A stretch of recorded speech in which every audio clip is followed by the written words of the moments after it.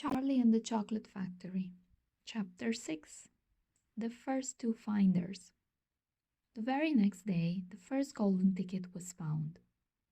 The finder was a boy called Augustus Gloop, and Mr. Bucket's evening newspaper carried a large picture of him on the front page. The picture showed a 9-year-old boy who was so enormously fat he looked as though he had been blown up with a powerful pump.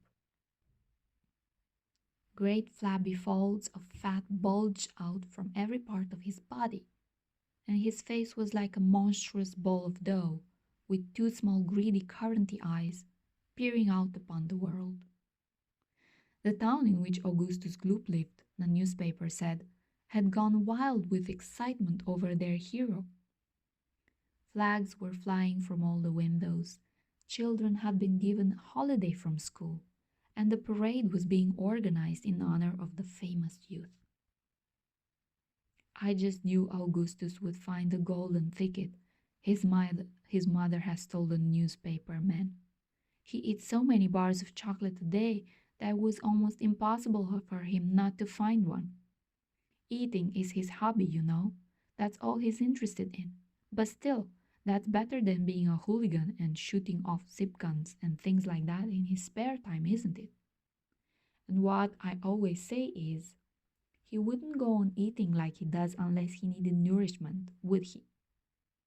It's all vitamins anyway. What a thrill it will be for him to visit Mr. Wonka's marvelous factory. We're just as proud as anything. What a revolting woman, said Grandma Josephine. And what a repulsive boy, said Grandma Georgina. Only 4 golden tickets left, said Grandpa George. I wonder who'll get those. And now the whole country, indeed the whole world, seemed suddenly to be caught up in a mad chocolate buying spree. Everybody searching frantically for those precious remaining tickets. Fully grown women were seen going into sweet shops and buying 10 Wonka bars at a time, then tearing off the wrappers on the spot and peering eagerly underneath for a glint of golden paper. Children were taking hammers and smashing their piggy banks and running out to the shops with handfuls of money. In one city, a famous gangster robbed a bank of £1,000 and spent the whole lot on Wonka bars that same afternoon.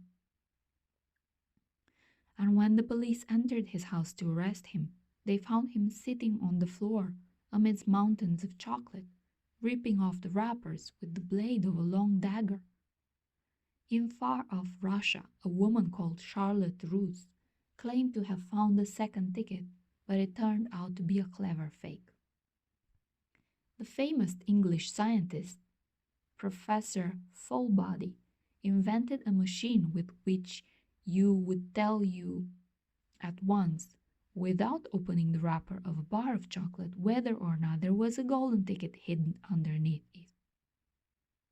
The machine had a mechanical arm that shot out with tremendous force and grabbed hold of anything that had the slightest bit of gold inside it.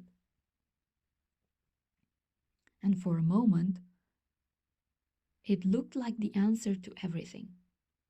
But unfortunately, while the professor was showing off the machine to the public at the sweet counter of a large department store, the mechanical arm shot out and made a grab for the gold filling in the back tooth of a duchess who was standing nearby.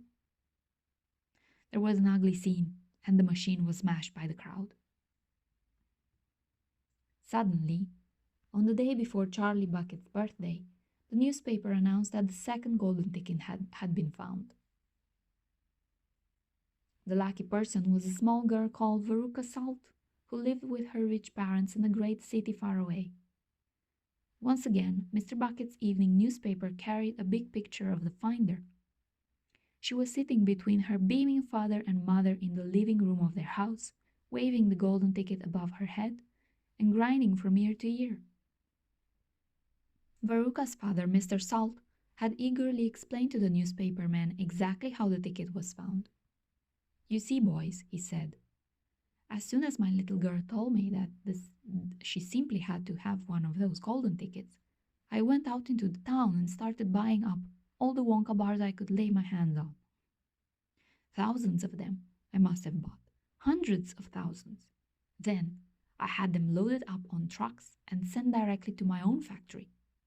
I'm in the peanut business, you see, and I've got about 100 women working for me over at my place, shelling peanuts for roasting and salting. That's what they do all day long, those women. They sit there shelling peanuts. So I say to them, "Okay, girls," I says, "from now on, you can stop shelling peanuts and start shelling the wrappers of these chocolate bars instead." And they did. I had every worker in the place yanking the paper off those bars of chocolate, full speed ahead from morning till night. But 3 days went by and we had no luck. Oh, it was terrible.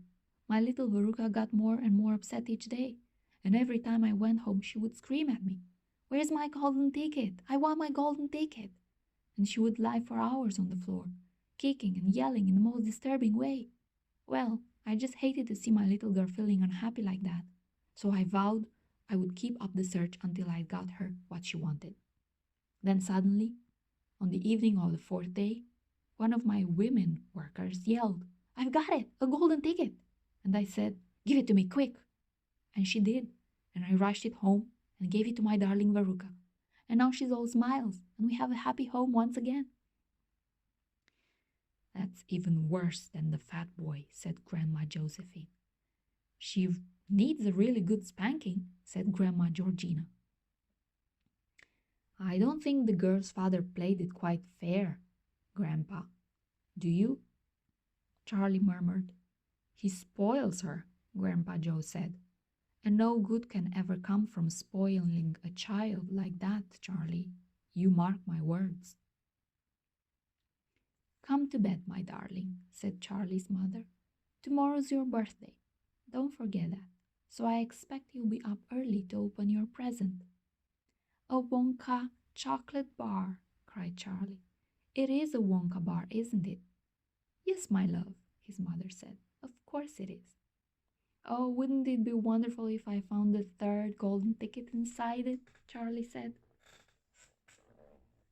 "Bring it in here when you get it," Grandpa Joe said. "Then we can all watch you taking off the wrapper."